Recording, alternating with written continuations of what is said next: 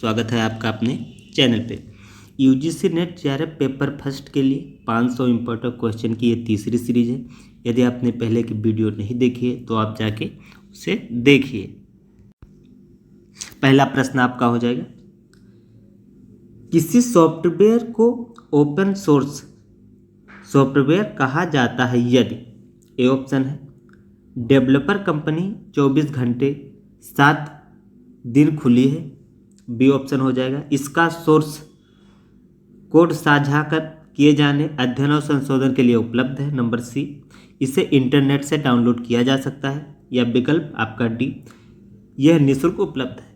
तो ये आपके पास 4 ऑप्शन है, आपको बताना है इसमें से कौन सा सही है। तो इसमें से आपका विकल्प बी सही हो जाएगा, इसका सोर्स कोड साझा किए जाने अध्ययन और संशोधन के लिए उपलब्ध है। दूसरा प्रश्न देख लेते हैं, संप्रेषण में व्यक्ति के कथन का अभिप्राय निम्न में से है।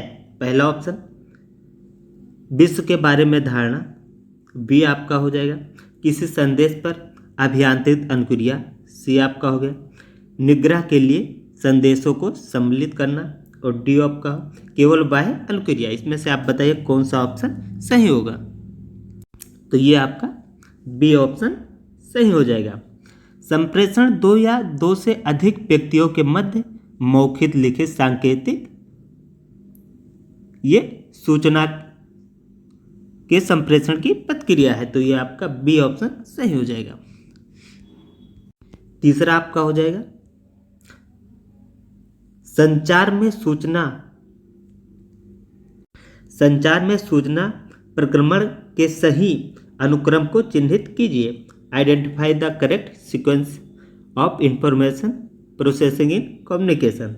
ए आपका हो जाएगा इनपुट, बी आपका हो जाएगा आउटपुट, सी आपका हो जाएगा डाटा एंट्री, डी आपका हो जाएगा प्रोसेसिंग, और ई आपका हो जाएगा स्टोरेज।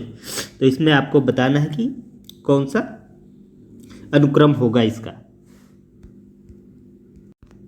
तो इसमें से आपका पहला ए हो जाएगा, ए हो जाएगा पहला, फिर दूसरा हो जाएगा आपका सी, ये हो जाएगा दूसरा, और फिर आपका हो जाएगा डी, ये आपका होगा प्रोसेसिंग तीसरा हो जाएगा, और फिर आपका ई हो जाएगा स्टोरेज, ये आपका चौथा हो जाएगा, और फिर आपका आउटपुट हो जाएगा, ये आपका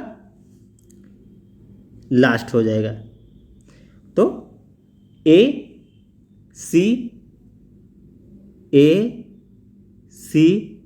डी ई और बी ये आपका सीक्वेंस हो जाएगा। पहले हम इनपुट देते हैं, उसके बाद डाटा के रूप में इनपुट देते हैं, फिर वो प्रोसेसिंग होती है, फिर स्टोरेज होता है, उसके बाद हमें आउटपुट के रूप में प्राप्त होता है। ये आपका अगला चौथा देख लेते हैं, मुक्त स्रोत प्लेटफॉर्म कोर्स बिल्डर जिस पर NPTEL पाठ्यक्रमों को संचालित किया जाता है किसके द्वारा बनाया गया था।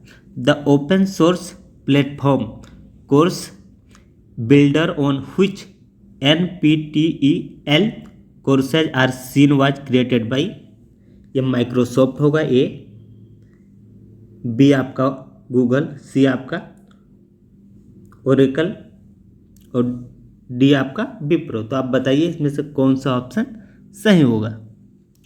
तो इसमें से आपका बी ऑप्शन गूगल ये आपका सही हो जाएगा। पांचवा आपका देखते हैं, विद्यार्थी केंद्रित शिक्षण वातावरण में शिक्षक, ए ऑप्शन आपका हो जाएगा मानते हैं कि सभी शिक्षार्थी विशिष्ट हैं और इसलिए वो विशिष्ट शिक्षण शैली का प्रयोग करते हैं, बी आपका हो जाएगा संरचना व दिशा प्रदान नहीं करते,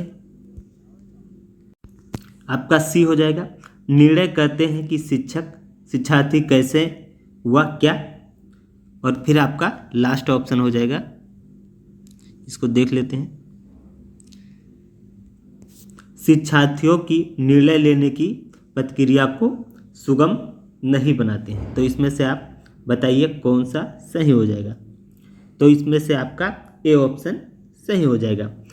शिक्षार्थी, ये आपका ए ऑप्शन सही हो जाएगा। विद्यार्थी केंद्रित शिक्षक वातावरण में शिक्षक मानते हैं कि सभी शिक्षार्थी विशिष्ट हैं और इसलिए वे विभिन्न शिक्षण शैली का प्रयोग करते हैं। अगला देखते हैं, यह आपका छठा हो जाएगा। व्यापारिक शिक्षा के संदर्भ में NSDC संगठन का आशय है। पहला ए आपका हो जाएगा। National skill development council, B आपका हो जाएगा। National skill development corporation, C आपका हो जाएगा। नेशनल स्किल डॉक्यूमेंटेशन सेंटर, और फिर डी हो जाएगा आपका नेशनल सेक्टर डेवलपमेंट कॉरपोरेशन। तो आप बताइए इसमें से कौन सा ऑप्शन सही हो जाएगा। तो इसमें से आपका B option national skill development corporation सही हो जाएगा। आगे देखते हैं, तो ये आपका सातवां, इसमें देखते हैं सभी सर्प सरीसृप हैं। दूसरा हो जाए कुछ सर्प विषैले जीव हैं, अतः सभी विषैले जीव सरीसृप हैं। तो ए ऑप्शन आपका हो जाएगा। मुख्य पद का अवैध पदक्रिया दोष, अमुख्य पद का पदक्रिया दोष।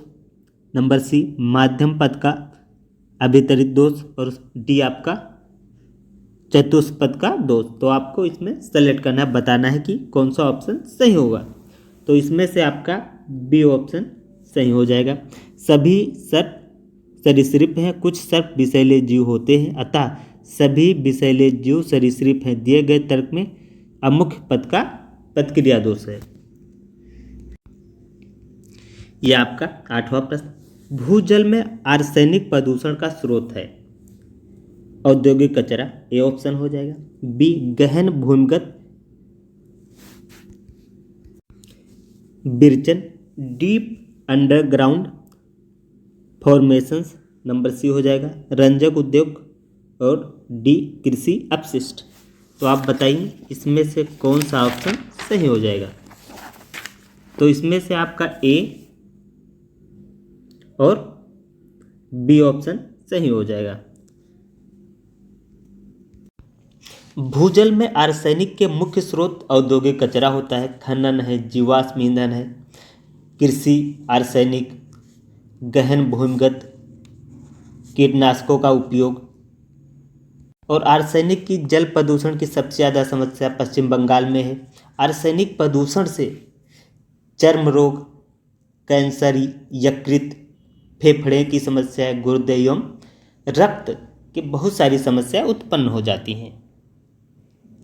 यह आपका नवा हो जाएगा। वितरण के दौरान टेलीविजन बन जाता है। नंबर एक सांस्कृतिक वस्तु, बी एक नई वस्तु का उत्पादक, नंबर सी विषय वस्तु का पर्यवेक्षक, और फिर डी सैद्धांतिक स्रोत।